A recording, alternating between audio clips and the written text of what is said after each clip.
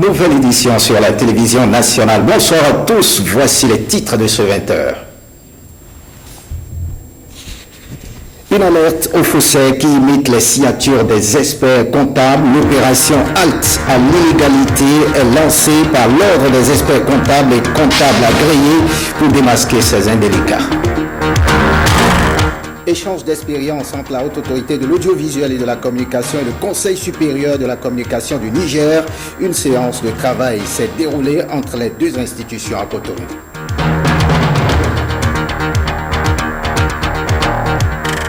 Et puis les camions, poids lourds et les usagers de la route ne font pas bon ménage à Cotonou. La présence de ces camions dans les artères est source de perturbation de la circulation. Le constat de Ibrahim Lawani dans cette édition.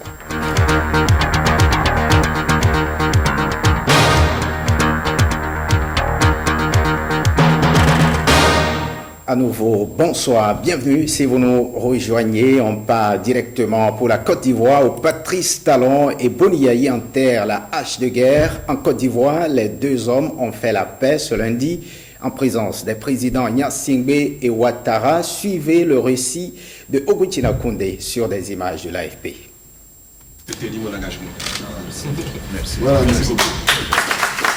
Réconciliation en terre ivoirienne entre l'ancien président Boniaï et Patrice Talon. Ce lundi, les présidents Faure Gnassingbé du Togo et Alassane Ouattara de la Côte d'Ivoire ont joué les bons offices pour ramener la paix entre ces deux amis en froid depuis les affaires de tentatives d'empoisonnement et de coup d'État en 2012. Patrice et moi, nous étions des amis. Nous demeurons des amis et nous resterons toujours des amis. Ceci non seulement dans l'intérêt du peuple béninois, mais encore dans l'intérêt de notre sous-région. Le président Patrice Talon s'est engagé à œuvrer pour la paix au Bénin et dans la sous-région. Je lui fais le serment d'être un bon président. Je voudrais le rassurer devant l'opinion, notre opinion, que je donnerai le meilleur de moi-même pour garantir à notre pays, aux Béninois, et à toute la sous-région, une bonne ambiance de convivialité, de paix. Les intrigues de la confession politique ne prendront pas le pas sur nos responsabilités d'œuvrer pour la paix. Cette rencontre est une rencontre d'amitié, de fraternité. Une rencontre d'amitié et de fraternité devenue nécessaire. Les échanges du 6 avril dernier n'ont visiblement pas suffi à dissiper les inquiétudes. Abidjan ouvre donc la voie à un nouveau départ entre les présidents Talon et Yayi. Retour à Cotonou, quelle appréciation font les Béninois de cette réconciliation entre Patrice Talon et Boniaï? Une équipe de la télévision nationale a recueilli les avis de quelques citoyens de Cotonou. Regardez leurs propos. Cette rencontre est une rencontre d'amitié, de fraternité. La rencontre d'amitié entre le président Patrice Talon et Boniaï s'est déroulée à Abidjan. C'était en présence des présidents du Togo et de la Côte d'Ivoire. Pour certains syndicalistes béninois, le lieu choisi est peu indiqué. C'est nous qui avons subi les affres de la gestion. C'est nous. Ceux à qui il faut demander pardon, c'est nous. Moi, j'ai été en prison pour ça. J'ai été en prison. Pour rien du tout. Quelqu'un est venu me cogner par derrière et on m'envoie en prison. Si quelqu'un ne veut pas pardonner à l'autre, laissez-le. Et sa conscience va régler les choses. Et j'invite le président Talon à se débarrasser de ces folklores pour travailler, parce qu'il n'a pas le temps. Je ne sais quelle paix il peut aller négocier en dehors du peuple à Abidjan. Carrément, c'est un complot. Nous prenons ça comme un complot. C'est un complot contre le peuple. Dans la rue, certains citoyens saluent l'initiative, tandis que d'autres pensent que pour le moment, le plus urgent, ce sont des questions de développement. Le président Yayi Boni a dit dans ce pays qu'il a déjà pardonné son ennemi juré, Patrice Talon. Le 6 avril, il y a eu une passation entre les deux hommes, qu'on aille encore à l'extérieur en Côte d'Ivoire pour symboliser le pardon. C'est bien, ça agrandit la démocratie béninoise. nous allons bien vouloir demander au président Yahi de laisser le président Talon en paix travailler pour le pays. On est déjà à genoux, il n'a qu'à le laisser pour que nous soyons en paix. L'amener à trimballer leurs problèmes individuels, cela ne nous concerne pas. Nous, on a déjà bouclé avec ça. Nous avons opté pour la rupture. Il n'a qu'à nous laisser en paix, traiter de ces problèmes avec Talon à part et laisser le pays en paix. Il est parti, on l'a oublié et on ne veut rien contre lui. Il n'a qu'à nous laisser en paix. C'est tout ce qu'on veut de lui. Une paix des braves entre l'ancien et l'actuel président du Bénin. Il reste cependant que les actes suivent les paroles. Et cette interrogation, après la victoire de la rupture, comment œuvrer à la satisfaction des revendications des travailleurs? Dans cette optique, la Confédération syndicale des travailleurs du Bénin, CSTB, a organisé ce mardi 19 avril 2016 une session syndicale. Les travaux ont eu lieu à la Bourse du Travail à Cotonou. Compte rendu. Oui, la lutte contre l'impunité, c'est là le point de départ de la rupture. À cette session syndicale, le secrétaire général de la CSTB a retracé le fil des événements depuis la dernière élection jusqu'à la formation du premier gouvernement du président Patrice Talon. Ce gouvernement ne symbolise point encore la rupture. Il a mis en exergue les nominations à la direction des examens et concours, à la Caisse nationale de sécurité sociale, l'évolution des activités dans certaines entreprises publiques comme Bénin Télécom, l'OCBN et surtout les concours à polémique. La lutte contre l'impunité, contre la continuité du système de pillage, de fraude, cela doit être le contenu essentiel de notre combat. Aussi, la CSTB félicite-t-elle les travailleurs de la DEC, enseignement secondaire, qui s'opposent au retour de M. Capo Maouyo comme directeur pour ces pratiques connues et déniées par les travailleurs depuis des années. Pour une réelle prise en compte de la plateforme revendicative de la classe ouvrière, la CSTB convie la nation tout entière à des états généraux du peuple après 25 ans de démocratie. S'il y avait eu les états généraux, on aurait réglé tous ces problèmes pour voir maintenant qu'est-ce qu'on doit faire. Et là, on ne parlerait pas de chasse aux sorcières que Talon envisagerait, mais le peuple aurait décidé de ce qui doit pouvoir se faire au cours de ces états généraux et on aurait pris des mesures.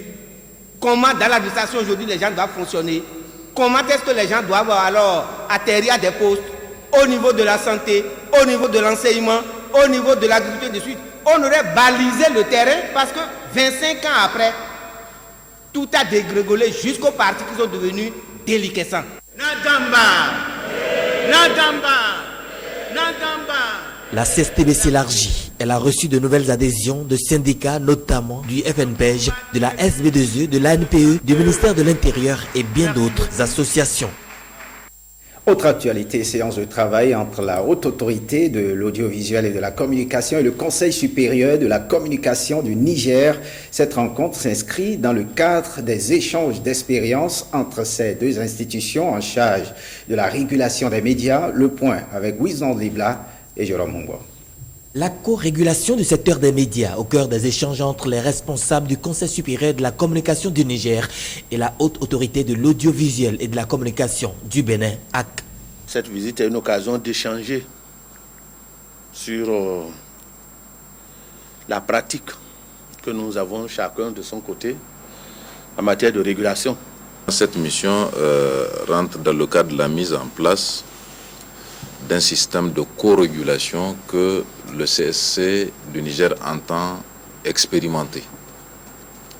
D'abord du fait que les décisions prises par le Conseil supérieur de la communication sont souvent perçues comme des mesures répressives à l'endroit de la presse, alors que notre principale mission, nous, est de renforcer l'indépendance et la liberté donc des médias. Et de l'autre côté, les décisions qui sont prises par les organes d'autorégulation manquent d'autorité. Et nous avions dit qu'on peut conjuguer les efforts pour mettre en place donc un organe de co-régulation. Et c'est à ce titre-là que justement donc le Conseil supérieur de la communication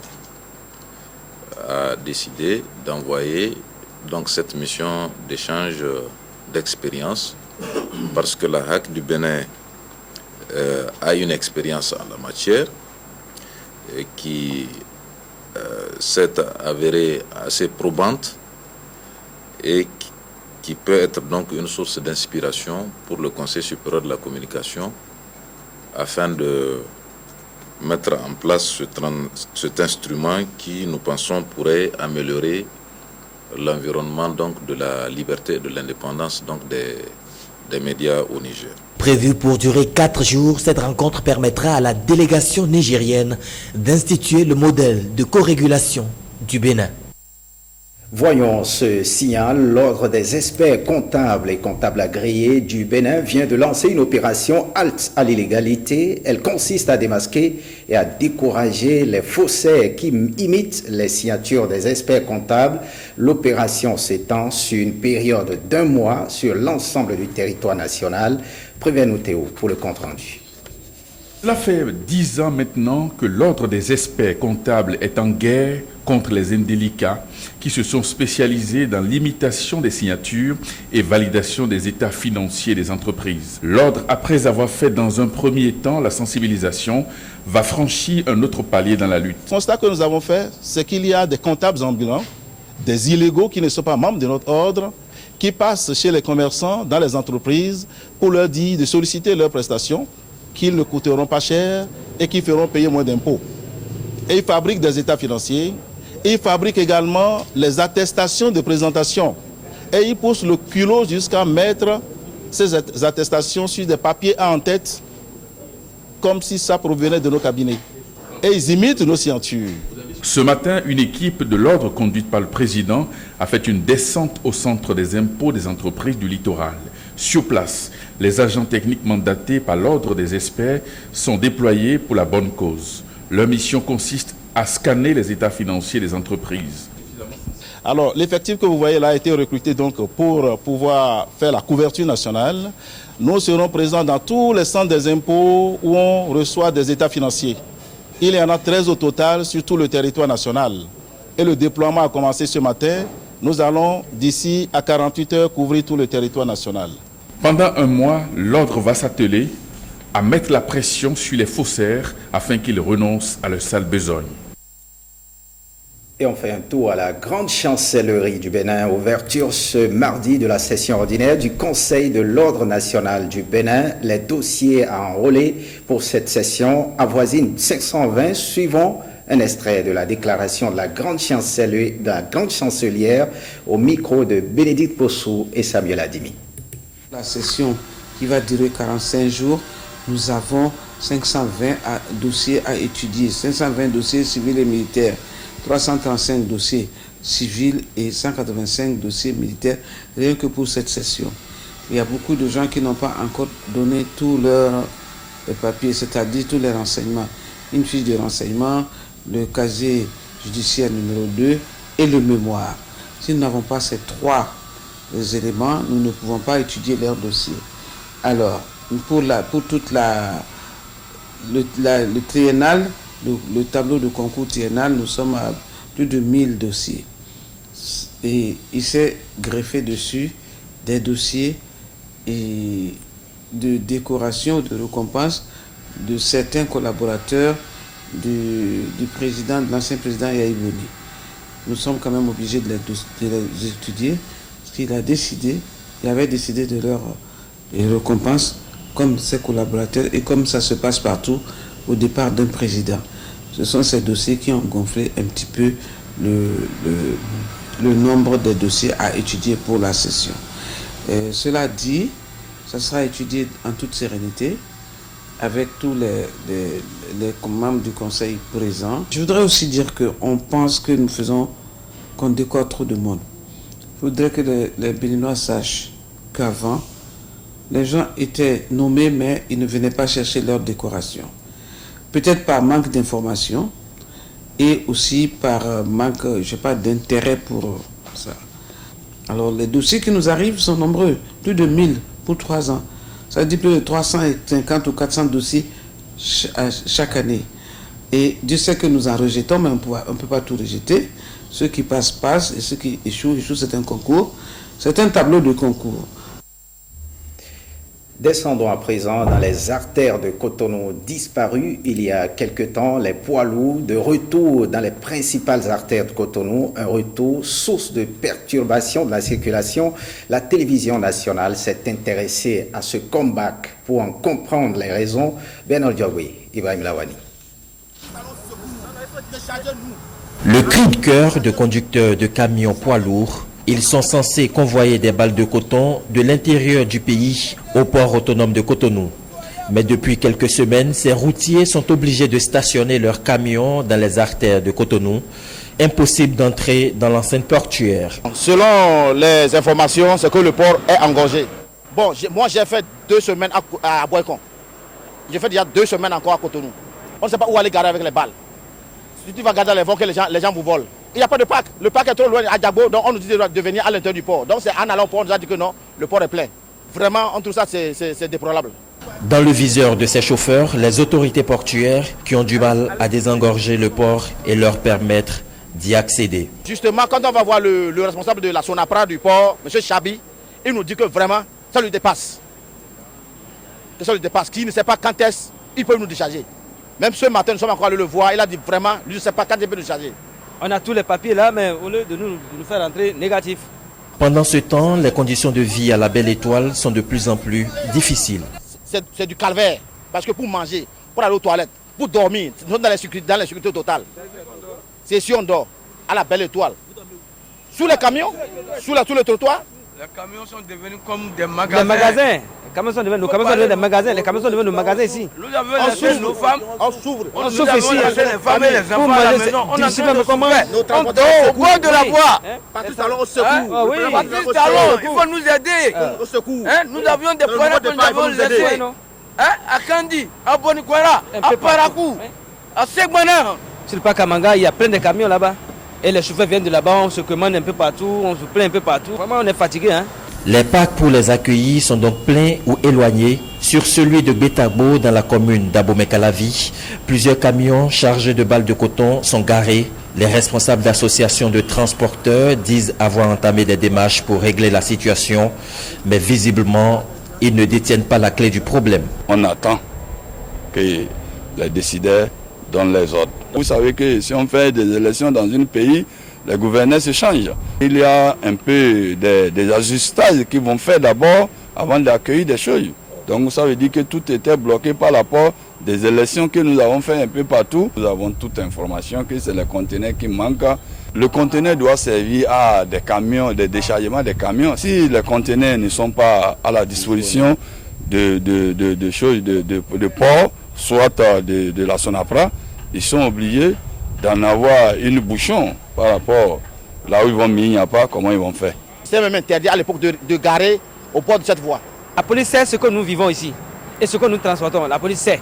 C'est pourquoi elle nous laisse. Pour l'heure, pas de verbalisation policière, mais la circulation est assez perturbée par ces camions en stationnement, surtout aux heures de pointe.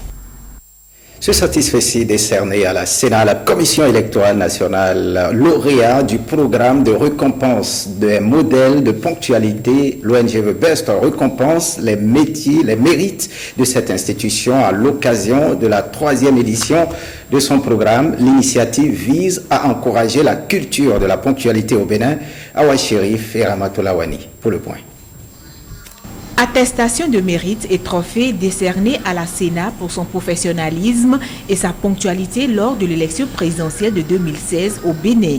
Une reconnaissance envers cette institution, l'occasion pour l'ONG Be The Best d'inciter le peuple béninois à cultiver la ponctualité dans tous les secteurs d'activité au Bénin.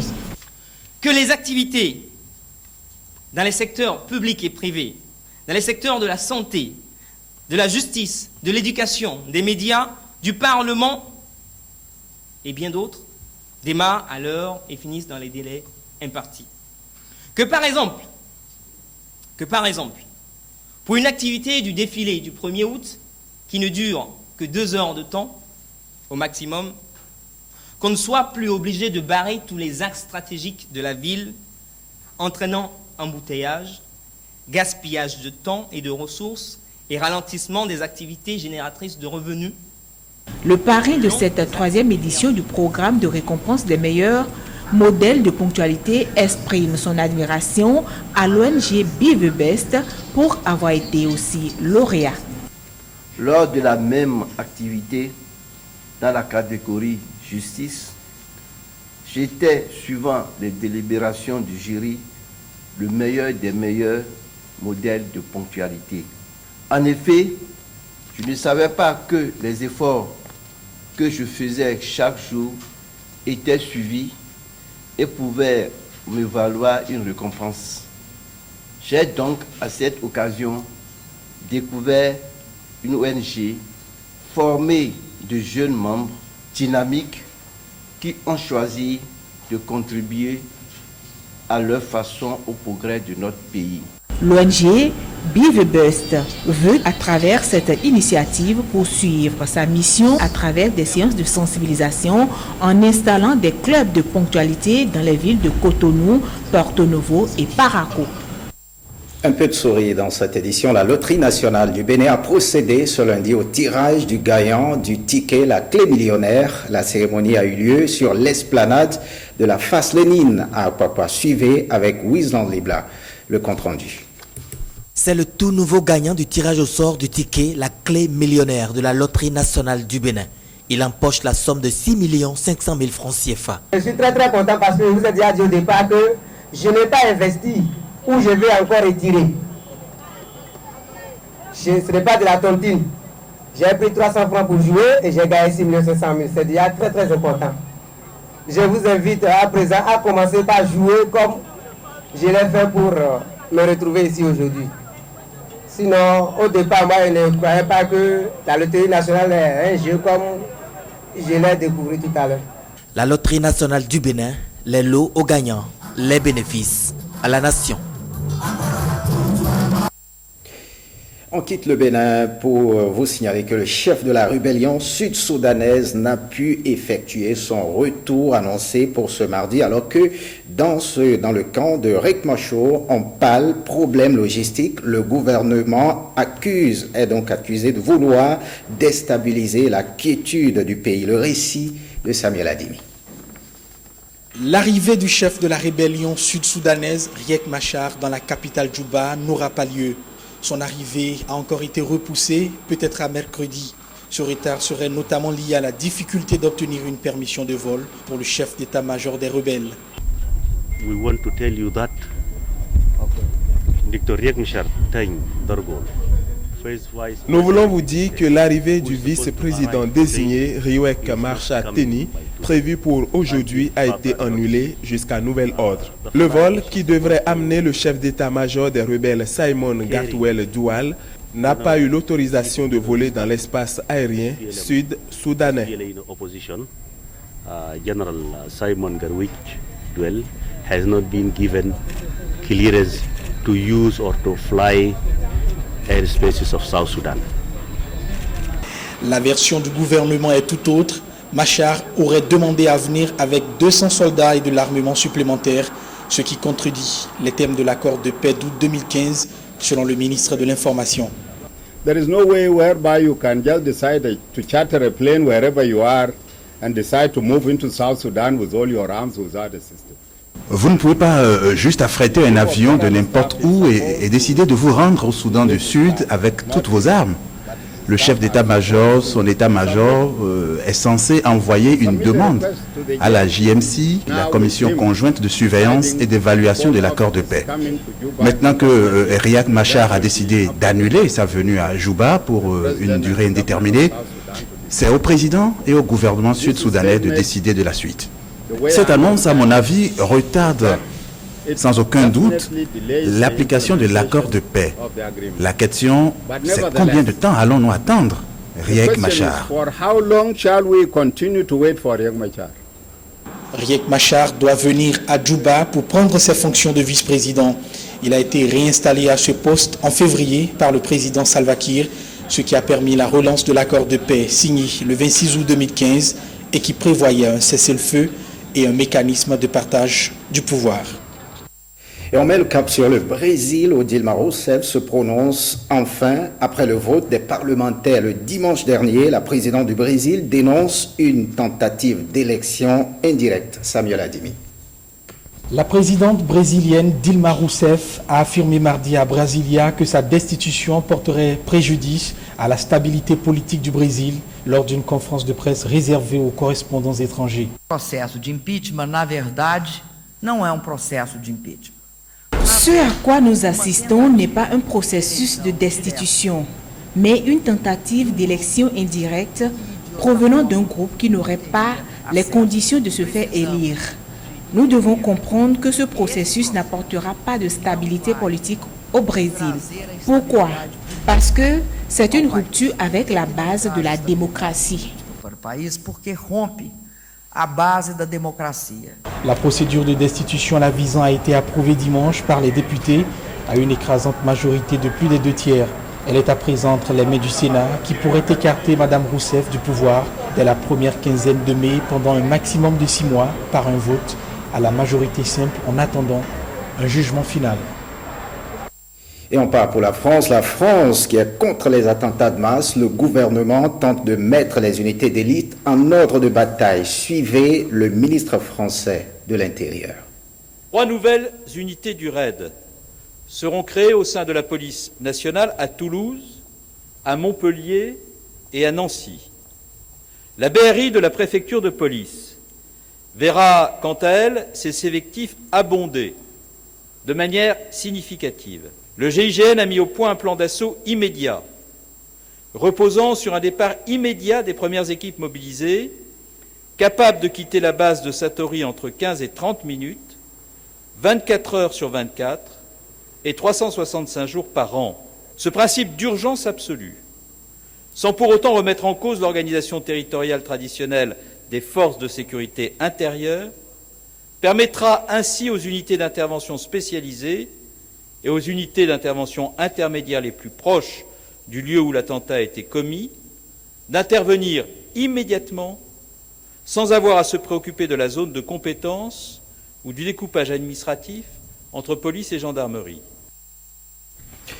Fin de ce journal, merci de l'avoir suivi. Retrouvez le programme qui prévoit à 21h le magazine Soirée Sport et à partir de 22h les feuilletons Le Triomphe de l'amour et La fille de ma mère. Le journal du soir est prévu pour 23h30 avec Héloïse Winator. Retrouvez cette édition sur le site de l'ORTB, www.ortb.bj. Merci de votre fidélité. À très bientôt.